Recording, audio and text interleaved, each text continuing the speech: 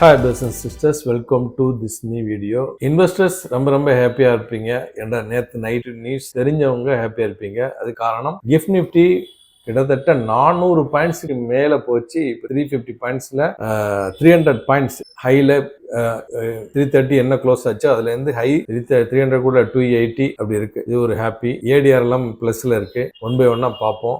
ஆனால் பட் அப்படின்னு சொல்லிட்டு போட்டிருப்பேன் தம்ப்நெயில்ல ஏதாவது மிஸ்டேக் இருந்தா மன்னிக்கவும். ஏன்டா அந்த ஏஐல போடும்போது எதையாவது எங்கேயாவது ஒரு நுட்பமான மிஸ்டேக் நடந்து போயிடுது. இப்போ வந்து பட் அப்படின்னு போட்டதுக்கான காரணம் நம்ம இப்போ லைவ்ல பார்க்க போறோம். இது சிரிக்கக்கூடிய விஷயம் இல்லை, இருந்தாலும் கவலைப்பட வேண்டிய விஷயம். சில சிக்கல்கள் வந்திருக்கு. மார்க்கெட் அப்படியே ஏறி போயிருமோ அப்படின்னு நம்ம நினைச்சிட்டு இருக்கும்போது இப்போ ஒரு சின்ன சிக்கல்கள் வந்திருக்கு. அதை நம்ம பார்ப்போம். இப்போ உலகமே பெருமூச்சு விட்டுருக்கு, எல்லா நாடுகளுமே பெருமூச்சு விட்டுருக்கு. அதுல எந்த ஒரு மாற்று கருத்தும் கிடையாது. India, China, Russia, Sweden, Italy, Germany இப்படி சொல்லிட்டே போகலாம். ஏன்னா எனர்ஜி செக்டர் ரொம்ப முக்கியமானது. ஸ்ட்ரைட் ஆஃப் ஹார்மஸ் பிரச்சனைனால இப்ப கொஞ்சம் ரிலீஸ் ஆயிருக்கு. அங்கதான் இப்பவும் பிரச்சனையா இருக்கு. சரி, அது பார்ப்போம். அதாவது இந்த ஒரு ஷார்ட்ஸ் ஒன்று ஸ்டார்டிங்ல ஈரான் அண்ட் இஸ்ரேல் பிரச்சனை வரும்போது, அதாவது அவங்க பேச்சுவார்த்தை நடத்தி கூட பாம்பு போடும்போது ஃபர்ஸ்ட் ஒரு ஷார்ட்ஸ் போட்டேன். அந்த செகண்ட் அதாவது நான் என்ன போட்டேன்னா, ஈரானுடைய பாரம்பரியம் இருக்க பல போர்களை பார்த்தது. அந்த போர்களை பார்த்தது மட்டும் இல்லாம அவங்க எந்த போர்லையுமே பின்வாங்க மாட்டாங்க. அதாவது தோக்குறது ஜெயிக்கிறதுங்கிறது வேற, வீரர்களுக்கு அழகு அப்படின்னு சொல்லுவாங்க. பின்வாங்க மாட்டாங்க, அதாவது அடிபணிய மாட்டாங்க நான் சொல்லியிருந்தேன். அதே மாதிரிதான் இப்போ இது வரைக்கும் நடந்துட்டு இருக்கு. பின்னாடி என்ன நடக்கலாம் அது பார்ப்போம். காமெடி சாவடிச்ச உடனே ட்ரம்ப் சொன்னாரு இதோட முடிஞ்சது, எல்லாம் முடிஞ்சது, இஸ்ரேல் சொல்லிச்சுதான். 40 நாளாயும் இன்னும் மூவ் ஆயிட்டு தான் இருக்கு. பத்திரம் நம்ம பார்ப்போம். சரி, இந்த வீக்லி ரிப்போர்ட்ல நம்ம என்னென்ன பார்க்க போறோம்னா, போன வாரம் நடந்தது, வருவாரத்தில் உள்ள events, technical analysis, ATR, gift Nifty, FII activity, global market, அதுல gold, silver, US oil, bitcoin, news, live option chain, இப்படி எல்லாமே பார்ப்போம். ரைட்டா, கொஞ்சம் வேகமாவே பார்ப்போம். எனக்கு ஆதரவளிக்கான இருக்கு நன்றி. மறக்காம லைக் பண்ணுங்க, அது மோட்டிவேஷனா இருக்கு. அமெரிக்கா இந்த வார் நிறுத்தத்துக்கு முன்னாடியே நம்ம பல காரணங்கள் சொன்னோம். அவங்க எக்கச்சக்கமான செலவு, 1 பில்லியன் ஒரு நாளைக்கு செலவு. இப்போ அங்க ஒரு டாப் 3 இது வந்து ராணுவ தளவாடங்கள் விற்கிறது அவங்க தான். அதை அவங்களுக்கு வித்துட்டு இருந்தால் கூட அமெரிக்காவுக்கு இதாவது இல்லை. அப்புறம் உலக நாடுகள் எல்லாமே அமெரிக்காவுக்கு எதிர்ப்பாச்சு, அவங்க வியாபாரம்லாம் குறைஞ்சி, அது ஒரு புறம் அப்படி இருக்குது. சரி, அதே மாதிரி அங்க வந்து பை எலெக்ஷன் நடக்குது. அதுல கூட ட்ரம்ப் வந்து ஜெயிப்பாராங்கிறது ஒரு இது இருக்கு. ரெண்டாவது, ட்ரம்ப் வந்து ஈரானுடைய சிவிலைசேஷனே டைன்னு சொன்னாரு. அதெல்லாம் வந்து உலகத்துல ஒரு எதிர்ப்பதை உருவாக்கிச்சு. சரி, நம்ம நடந்து முடிஞ்சதை பார்த்துவோம் ஈஸியா. 15 நாள் போர் நிறுத்தம் நடந்தது. போர் நிறுத்தத்துக்கு அப்புறம் பாகிஸ்தான்ல வந்து ஒரு பேச்சுவார்த்தை நடந்தது, அது தோல்வி அடைஞ்சது எல்லாருக்கும். அப்புறம் ஹார்மோஸை வந்து அமெரிக்கா பிளாக் பண்ணிச்சு, ஈரானும் நான் கண்ட்ரோல் பண்ணேன்னு சொல்லிச்சு. அந்த பிரச்சனை தான் இப்போ முத்திக்கிட்டு இருக்கு. அது பார்ப்போம். எனக்கு கேஸ் சிலிண்டர் கிடைச்சது போன வாரத்தில், அது ஒரு ஹாப்பியான விஷயம். அப்புறம் நெட்டன்யாகு வந்து அவர் ஹாப்பியா இல்லை, அவர் வந்து போர்னா நடத்தணுங்கிற மாதிரி தான். எனஃப் இஸ் எனஃப்னு சொல்லி ட்ரம்ப் சொல்லி இதை லெபனான் சீஸ் ஃபயர் வச்சாரு. அது காரணங்கள் பல சொல்றாங்க. நெட்டன்யாகு தலைக்கு மேல கேஸ் தொங்கிட்டு இருக்கு, அவர் எந்த நேரத்தில் எது நடக்கலான்னு அவங்க கண்ட்ரில சொல்றாங்க. அதே மாதிரி இங்க நம்ம இந்தியாவில் வந்து டெய்லி இந்த ஒரு பில் டெலிமேஷன் சொல்றாங்க, லிமிட்டேஷன் சொல்றாங்க. அது கரெக்டான வார்த்தை நான் பாத்துறேன். ஏன்னா பாமர மக்களுக்கு இது புரியாது. Limitation bill. ஆனா இந்த விஷயத்தை பெருசாவும் ஆக்கிட்டாங்க. ஏன்னா இந்த எலெக்ஷன் டைம்ல வந்து இதை கொண்டு வந்திருக்க வேண்டிய அவசியம் இல்லை. இதை கொண்டு வந்து அது என்னங்கிறத வந்து எல்லாருமே விளக்க வச்சு அதுவும் தோல்வியும் அடைஞ்சிருச்சு. இது வந்து போன வாரத்தில், அதாவது நேற்று நடந்தது. இந்த வெற்றினால செலிப்ரேட் ஆகக்கூடாது. இதை வந்து நம்ம அழிக்க நினைச்சாங்கன்னு சொன்னா அதை எல்லா தென்னிந்திய மக்களுக்கும் ஒவ்வொரு கட்சி வேறுபாடு என்று நம்ம எல்லாம் சேர்ந்து அதை எப்படி நம்ம வடக்கு வளர்கிறது தெற்கு தேயுதுன்னு சொல்லுவாங்களா, அது தெற்கு தேயாம பாத்துக்கிறதுக்கு நம்ம இது பண்ணோம். இந்த விஷயத்துல நம்ம காமராஜர் வந்து ஒரு விஷயம் எனக்கு ஞாபகத்துக்கு வருது. ரொம்ப வறுமையில இருக்கும்போது, அதாவது அவரோட தலைவரா இருக்கும்போது ஒரு வண்டியில போயிட்டு இருக்கும்போது ட்ரெயின் கிராசிங்ல வண்டி நின்றுச்சான். அதோட போயிட்டு ஒரு சின்ன பையன் மாடு மேய்ச்சிட்டு வந்திருக்கான். அவன்கிட்ட போய் ஏன்பா நீ ஸ்கூலுக்கு போக மாட்டேன்னு கேட்டிருக்காரு. இல்ல, எனக்கு சாப்பிடுறது யார் தருவாண்டு ஏதோ கோபமா பேசிருக்காரு. அதோட அவருடைய பிஏ கூட்டி மற்ற இவங்களை கூட்டி ஏன்பா சாப்பாடு போட்டா எவ்வளவு செலவுன்னு, அதெல்லாம் போட முடியாதுன்னு எவ்வளவு செலவுனாலும் ஆரம்பிச்சதுதான் மதிய உணவு திட்டம். அதை தொடர்ந்து புரட்சித்தலைவர் எம்ஜிஆர் வந்து அது சத்துணவு திட்டம் பண்ணாரு. ஜெயலலிதா அவர்கள் வந்து தொடர்ந்து அதை நல்லா விரிவுபடுத்தினாங்க. அம்மா உணவு திட்டம் இது எல்லாமே ஏழைங்களுக்கு உணவு வழங்குறதுக்காண்டி போராடி எம்ஜிஆர் சரி, காமராஜர், ஜெயலலிதா பல மட்டங்கள்ல இருந்தாங்க. அதே மாதிரி கலைஞர் கருணாநிதி வந்து அது பல திட்டங்களை கொண்டு வந்தாரு ஏழைகளுக்காக. அதே மாதிரி ஸ்டாலின் வந்து காலை உணவு திட்டம் கொண்டு வந்தாரு. இது எதுக்கு சொல்ல வரேன்னா, எல்லா கட்சிகளுமே வளர்ந்து அடிப்படையிலேருந்து ஆரம்பத்திலிருந்தே ஏழைகளுக்காக இது பண்ணிட்டு இருக்காங்க. சில கட்சிகள் வந்து ஒரு சீசன் செட் கட்சிகள் மாதிரி நிறைய கட்சிகள் இருக்கு. எல்லாமே இந்த எலெக்ஷன் டைம்ல தான் தெரிய வரும். அந்த கே இந்த கே அந்த எம் இந்த எம்னு சொல்லிட்டு வந்துட்டு ஒரு ஓட்டுக்காக வேண்டியும் அந்த இதை வந்து பீதியை கிளப்பாங்க. அந்த இதுலாம் அவங்களும் புரிஞ்சுக்கணும். நம்ம எப்படி இப்படி வாழ்ந்து வரணும், மக்களுக்கு பிரச்சனைன்னு வரும்போது டிமானிஸ்ட்ரேஷன், அப்புறம் வந்து என்ஆர்சி, இந்த மாதிரி நேரத்துல எல்லாம் யாருமே காணோம். முக்கியமான கட்சிகள் மட்டும்தான் இருந்தாங்க. அப்புறம் வந்து தமிழ்நாட்டு நீட் பிரச்சனை, அப்புறம் வந்து தமிழ்நாட்டுல இது ஜாப்ஸ். இப்ப பாருங்க, ட்ரெயின்ல ஏறினாலே ரொம்ப ரேரா தான் நம்ம தமிழர்கள் வந்து இருக்கிறாங்க வேலைக்கு. பாக்கி எல்லாருமே மற்ற இவர்களும் இருக்கிறாங்க. அதாவது தமிழர்களுக்காக ஓரளவு தேயக்கூடாதுங்கிறதுக்காக சொல்ல வரேன். மற்றவர்கள் இருக்கக்கூடாதுன்னு சொல்ல வரல. அதுக்காகலாம் ஒரு போராடணும் புதிய கட்சிகள். அதெல்லாம் போராடி அவங்க நிலைநிறுத்தினதுக்கு அப்புறம் ஓட்டு கேட்கலாம் அப்படின்னு சொல்ல வராங்க. சரி, இப்போ நம்ம விஷயத்துக்கு வருவோம். எஃப்ஐஸ் வந்து விற்கிறத ஸ்லோ பண்ணாங்க. அதே மாதிரி டிஐஸ் வந்து செல்லிங்க ப்ராஃபிட் புக்கிங் பண்ணாங்க. ரைட்டா? சரி, அடுத்த வாரத்தோட ஈவெண்ட்ஸ் பார்த்துலாம்.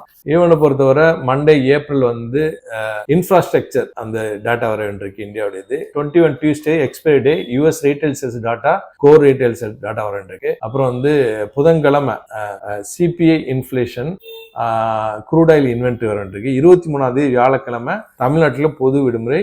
ஓட் போடுற நாள் மறக்காம ஓட் போட்டிருங்க. அதே மாதிரி மார்க்கெட் இருக்கு, அதுக்கு சென்செக்ஸ் எக்ஸ்பைரியும் இருக்கு. இந்தியாவுடைய S&P global manufacturing BMI, S&P global services BMI இது வர வேண்டியிருக்கு. அதே மாதிரி யூஎஸ் இனிஷியல் ஜாப்லெஸ் கிளைம்ஸ் வர வேண்டியிருக்கு. S&P குளோபல் சர்வீசஸ் பிஎம்ஐ வரைக்கும், S&P குளோபல் மேனுஃபேக்சரிங் பிஎம்ஐ, இந்த டாட்டா எல்லாம் வர வேண்டியிருக்கு. வெள்ளிக்கிழமை 24ஆம் தேதி ஃபாரெக்ஸ் ரிசர்ச் இந்தியா டாட்டா வர வேண்டியிருக்கு. சரி, இது இல்லாம நம்ம சார்ட்டுக்குள்ள போயிடலாம். ஃபர்ஸ்ட் ஏடிஆர் செக் பண்ணிடுவோம். First ATR, S ATR list.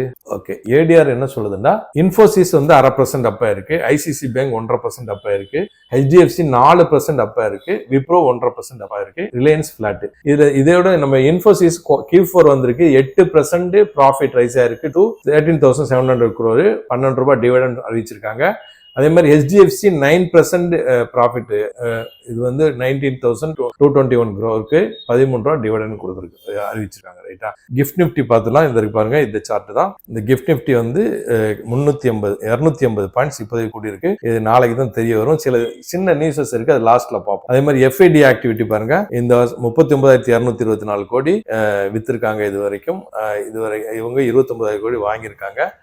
அவங்க வந்து வாங்குறத ஸ்லோ பண்ணிருக்காங்க. டிஐஸ் எஃப்ஐஸ் விற்கிறத ஸ்லோ பண்ணிருக்காங்க. என்ன மாற்றம் வரப்போறது நம்ம பார்ப்போம். அதே மாதிரி கோல்டை பொறுத்தவரை அதே தான் 4,800ங்கிற இடத்துல இருக்கு. டே கண்டில் மாத்திடுறேன். வேகமா ஏறவில்லை இறங்கவில்லை. இப்போ போர்ட் ரேட் வந்து 14,220, சாரி 14,220 இல்லை, சனிக்கிழமை இல்லை, 14,360, 280 வெள்ளி. ஓகே, சரி.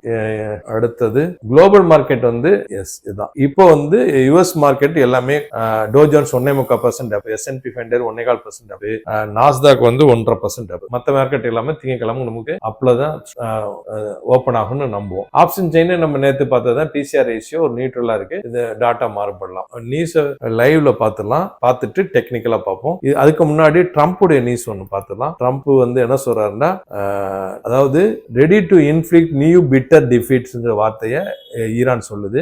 Iran supreme leader. அது ஒரு என்னது, ஒரு கசப்பான ஒரு செய்தி தான் இப்ப நம்ம கேட்கிறோம். ஏன்னா சுப்ரீம் லீடர் மறுபடியும் அவர் வந்து ஒரு கசப்பான இது சொல்றாரு. காரணம் என்ன சொல்லப்படுதுன்னா, ஸ்டேட் ஆஃப் ஹார்மஸ் வந்து அமெரிக்கா கண்ட்ரோலுக்கு கொண்டு வர முயற்சி பண்ணுது. இந்த மாதிரி பண்ணீங்கன்னா நாங்க எங்களுடைய தாக்குதலை நீங்க சந்திப்பீங்க அப்படிங்கிற வார்த்தையை சுப்ரீம் லீடர் சொல்றாரு. ரைட்டா? அடுத்து அதுக்கு என்ன சொல்றாங்கன்னா, US Iran war news supreme leader says Iran navy ready to inflict new bitter defeats on enemies அப்படிங்கிற வார்த்தையை சொல்றாங்க. ரைட்டா? சரி. அதே மாதிரி அடுத்த சுற்று டாக்ஸுக்கு வந்து இவங்க அக்ரி பண்ணல.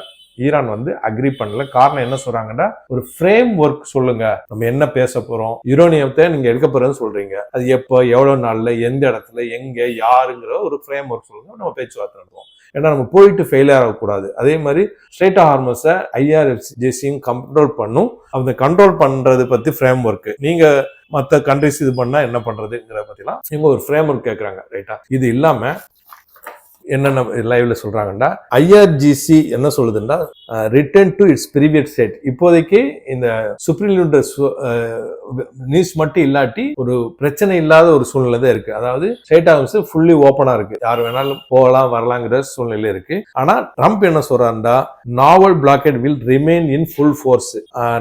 Transaction with Iran is 100% complete. 100% கையெழுத்து போடுற வரைக்கும் நாங்க பிளாக்கெட்ல இருக்கோம் அப்படிங்கிற ஒரு வார்த்தை அவர் சொல்றாரு. இவங்க ஃப்ரீ ஆயிடுச்சுன்னு சொல்றாங்க, இவங்க பிளாக் ஆயிடுச்சு. அதுக்கப்புறம் தான் சுப்ரீம் லீடர் இப்படி சொல்றாரு, என்ன பிரச்சனைனாலும் நாங்க விட மாட்டோம் அப்படின்னு சொல்றாரு. சரி, சில வேற என்ன பார்ப்போம். Iranian navy broadcast message declaring state of shut again. இது பாருங்க, இது லேட்டஸ்ட். இது வந்து என்ன நாங்க முன்னாடி ஃப்ரீயா ஓபன் பண்ணி சொன்னாங்களா, இப்போ மறுபடியும் நாங்க மூடிட்டோங்கிற ஒரு வார்த்தை சொல்றாங்க.